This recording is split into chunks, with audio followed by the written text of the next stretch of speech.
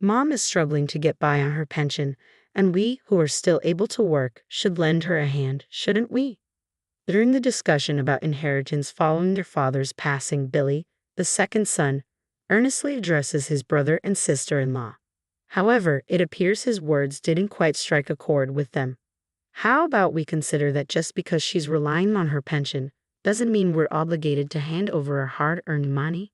Suggests Billy. Exactly. Is our mother-in-law expecting us to foot her bills? Adds his wife. Suddenly, the eldest son and his wife shoot me looks as though they've tasted something sour, a gaze not befitting of one's parents. Stop trying to sponge off us, it's becoming a nuisance. The pensioner should fend for herself, except for special occasions like weddings and funerals. Stay out of our affairs, they retort. Hey, that's enough, Billy interjects, but I find myself looking down, clenching my fists. Not only are they seemingly impatient for my husband's demise, but they're also griping about inheritance and have labeled me a freeloader. Perhaps I've raised Billy wrong. I can't endure it any longer. Yet I address the eldest son and his wife calmly. I understand your perspective. Let's sever our ties. My name is Catherine, and I'm turning 65 this year. I live with my retired husband, who is kind and supportive. Together, we've raised 2 children. Dan, our eldest son, and Billy, our second. Recently, we've considered renovating our aging home, hoping to live with Dan and his wife, Rebecca, once the renovations are complete. When I broached the topic with Dan over the phone, his reluctance was palpable. Living together? Spare me. Rebecca won't like it either, he retorted. But if we're investing in renovations for our shared benefit, shouldn't it also accommodate their needs? However, from the other end of the line, I could almost hear Rebecca scoff. Living together? That's utterly impossible. I see. Let's just drop this conversation, I said, feeling the weight of the eldest son and his wife's usual superiority complex and cold demeanor. After I hung up, I relayed Dan and the other's sentiments to my husband, exactly as they were. He wore a somewhat lonely expression but spoke up cheerfully. Can't be helped. Let's focus on making the renovations for our comfort in old age. Following that decision, our home was remodeled to our liking, transformed into a barrier-free space. Several months later, scheduled for a meal with both our sons and their wives, Billy and Anne, our second son, arrived first. Anne, always considerate, handed me a hostess gift and immediately offered to help in the kitchen. Mother-in-law, you're always so good at cooking, she praised. Oh, thank you. I'm grateful for your help, Anne, I replied. As we chatted, the eldest son and his wife arrived, plopping heavily onto the sofa and demanding tea. Observing me preparing it, Rebecca and Dan grumbled impatiently. They have no consideration, Rebecca complained. Exactly, we're guests here. Hurry up, Dan added. Just as I was about to serve them, Billy approached Dan quietly from the side. Dan, can't you at least do that much by yourself? He whispered. Shut up, Dan snapped back. At Dan's harsh words, I sighed inwardly. Billy and Anne were kind, yet even they faced Dan's overbearing attitude. However, we had called both siblings together for an important discussion. As dinner commenced, Dan, eating grumpily, broke the silence. Hey Dad, since you called us here, you must have some business. Spit it out. My husband looked at me, and I nodded slightly. The truth is, it has been found that I have lung cancer. Billy and Anne showed genuine surprise, while the expressions of the eldest son and his wife remained unchanged. Dad, cancer. What's the current situation? Starting next week, I'll be hospitalized, I began, the weight of my words heavy in the air. They told me the cancer has spread all over my body, and I've got about 6 months left. That can't be. Well, dreadful news, Dan muttered, almost as if it were someone else's burden. Rebecca chimed in, you can't beat age, right? My uncle quickly passed away from stomach cancer too. Thoughtless words pricked at me, and I couldn't help but raise my voice. Would you two just stop it? I interjected. It's fine, but... My husband's gentle voice calmed me down as he turned his attention to his children. I want you guys to look after your mother after I'm gone. Of course, Dad, we'll take care of Mom, so don't worry, the second son and his wife assured us firmly.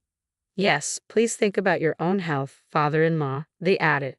However, the eldest son and his wife seemed disengaged, absorbed in their cell phones, not seeming to register their father's words at all. As the meal concluded, everyone began to depart. Since the eldest son and his wife left quickly, I stepped outside to see off the second son and his wife. Mom, I know it's tough, but hang in there. We'll also help, of course. Please let us know anything. Billy expressed sincerely. Thank you, Billy, I replied softly, touched by his kindness. With that heartfelt conversation, I bid farewell to the second son and his wife. My husband opted for palliative care over surgery and chemotherapy, so he was admitted to a hospice the following week. I began visiting the hospice almost daily, with my second son and his wife driving me and assisting in my husband's care. However, no matter how much I reached out, the eldest son and his wife never made an appearance. Then, about 5 months later, my husband's condition took a turn for the worse. I called the eldest son and his wife, informing them that this might be the end. Reluctantly, they appeared, but Dan neither held his father's hand, nor uttered a word to him. Instead, they merely stared at my frail husband as though he were a repulsive sight. We've shown our faces, isn't that enough? We have matters to attend to, so we'll be leaving now, the elder couple announced abruptly, exiting the hospital room not even 10 minutes after their arrival. As soon as they left, I noticed Rebecca grabbing her jacket. Hastily, I rushed after them. Approaching the staircase leading to the hallway, I saw them descending slowly, engrossed in their conversation and oblivious to my presence. It really seems like Dad's time is near. Hey, what's going to happen to the inheritance when father-in-law is gone? Dan smiled at Rebecca's question. Dad was just a regular employee, but Mom and the rest have been living quite comfortably lately, haven't they? Maybe they've been investing in the stock market or something. We could probably expect a decent inheritance. Haha, Rebecca chuckled. Oh, I can't wait. I've been longing for an overseas trip. I also want to design my own handbag. All we can do now is wait for things to wrap up, Dan remarked. Listening to their conversation, tears welled up in my eyes. I couldn't possibly bring myself to tell my husband about this. Unable to confront them, I silently returned to the hospital room. 2 weeks later, he passed away. I remained by his side for a long time, but it was Billy and his wife who offered me comfort, their support a solace in the midst of grief. I managed to hold myself together, and the funeral proceeded smoothly. After the service, with only family remaining, Dan, unable to contain his impatience, broached the topic of Dad's inheritance. What the hell, Dan? We just laid Dad to rest today, Billy immediately reprimanded him, but Dan's glare silenced any further objections. You, the second son, just shut up. With a firm gaze, I intervened. We'll arrange a meeting to discuss the inheritance next week. For today, please just go home. At my words, the elder couple grunted and promptly left. The following week, the cheerful elder couple and the serious younger couple arrived at our home for the inheritance meeting. Facing them, I began. Firstly, I should mention that your father's inheritance amounts to about $30,000. What? Dan exclaimed, visibly taken aback by the news. I'd like to split this according to legal inheritance shares, with me taking half and each of you getting a quarter, I explained. Wait, hold on. Are you sure there's only $30,000? Dan persisted, sensing something amiss in my tone. I handed him a thick envelope. All the documents are in here. Please review them, I instructed. After inspecting the documents, Dan and Rebecca's faces twisted in frustration. Damn, Dad was really strapped for cash, huh? So we're only getting $7,500 each. That's too little. If it's this low, give us the house too, Dan demanded, clearly dissatisfied. Billy's response was swift and angry. Our mother still lives in that house. We won't give it up. It's because you wasted money on renovations that we're left with so little. If the inheritance is this small, the house stays with us, he declared firmly. Calmly, I addressed the irritated couple. This house was painstakingly renovated by your father so we could live here in our old age. I won't just hand it over. I'll keep it as long as I live. That's not fair. You can't keep everything to yourself, Dan protested, his fury evident. Billy intervened, restraining his brother. Dad was concerned about Mom until the end. You might not understand it, Dan, he said softly, looking at me with concern. We're going to announce our decision about the inheritance. Mom, you should take our side too. Dad would rest easy knowing that, Billy's wife added, nodding beside him. If they won't share, we'll gladly take their part, Dan insisted. That's impossible. Mom's living on her pension. It's tough. We who are working should be supporting her. Billy scolded his older brother and his wife sincerely, but his words seemed to fall on deaf ears. Just because she's living on her pension doesn't mean we can give our money away, Dan retorted, unyielding. Exactly. Perhaps mother-in-law was planning to siphon off our money from the beginning, Rebecca added, her tone accusatory. The elder couple looked at me with disdain, their expressions sour and disrespectful. Stop acting like parasites. It's a nuisance. Elderly women living on pensions should keep out of everything except for weddings and funerals. Just stay quiet, Dan lashed out. Hey, that's enough. Billy intervened, but I kept my head down, fists clenched. Not only were they wishing for my husband's death, but they also complained about the inheritance and even labeled me as a parasite. I couldn't help but wonder where I had gone wrong in raising him. Regret flooded my heart, and tears threatened to spill from my eyes. But I couldn't afford to lose my composure in this moment. Gathering my feelings, I addressed Dan and Rebecca calmly. I understand what you're saying. Let's sever our ties. At my words, the elder couple looked momentarily surprised before breaking into smirks. Really? That's the best news I've heard, they remarked sarcastically as Dan and Rebecca hurried to leave. Before storming out, they threw one last barb at Billy and his wife, tauntingly calling them to take care of the parasite. As the door closed behind them, Billy and his wife rushed over to me. Mom, are you okay? They're just too awful.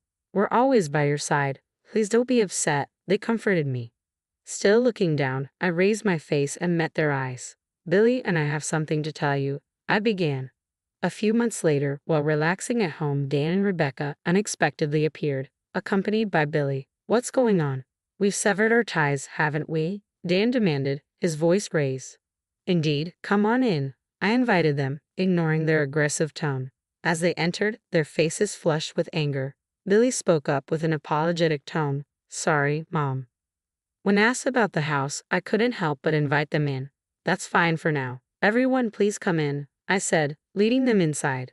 But as soon as the eldest couple stepped into the living room, they began to raise their voices. What do you mean you're giving the house to Billy? You're disregarding us, they protested. I maintained my composure and explained calmly, Billy has promised to maintain the house and preserve your father's memories. That's why I've decided to leave it to him. Dan stared at me, taken aback. What do you mean? He questioned. Billy and Anne have been a great support to me. It's only natural, I replied warmly, thanking them. We're not here to hear that. You said you'd take over the house yourself, didn't you? The eldest couple retorted. Glancing at the eldest daughter-in-law, who seemed ready to explode, I elaborated. I thought I'd hand it over to someone who would respect your father's and my wishes. Besides, I've started receiving some rental income. Their surprise evident, I continued matter-of-factly. Remember last year when my father, your grandfather, passed away? Billy attended the funeral, but you couldn't because you were out of town.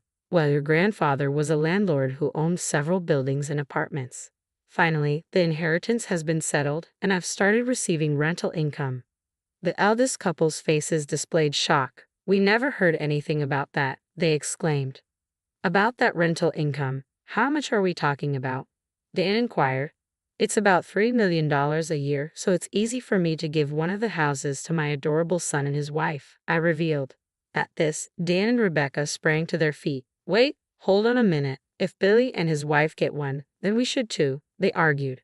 Why should I split my assets with someone who called me a parasite?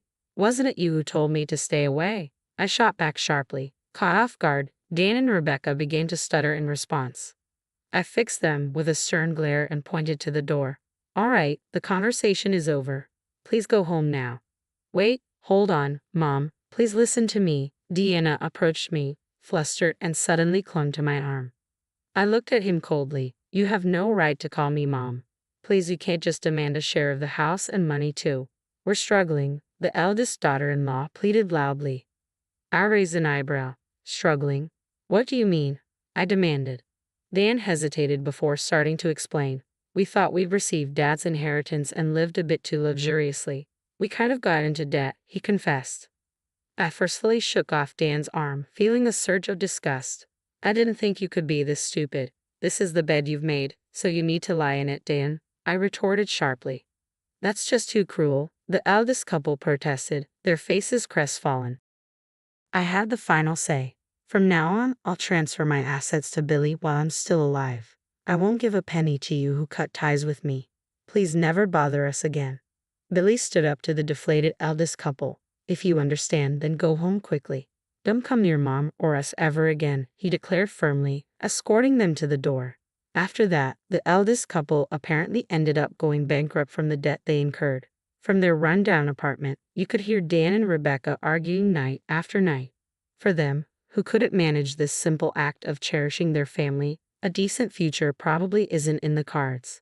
As for me, since I passed the house on to Billy, I bought and moved into an apartment nearby that comes with caregiving services. Billy and his wife often come to visit, and they've recently had an adorable baby. I want to continue building a good relationship with Billy's family and cherish each and every day.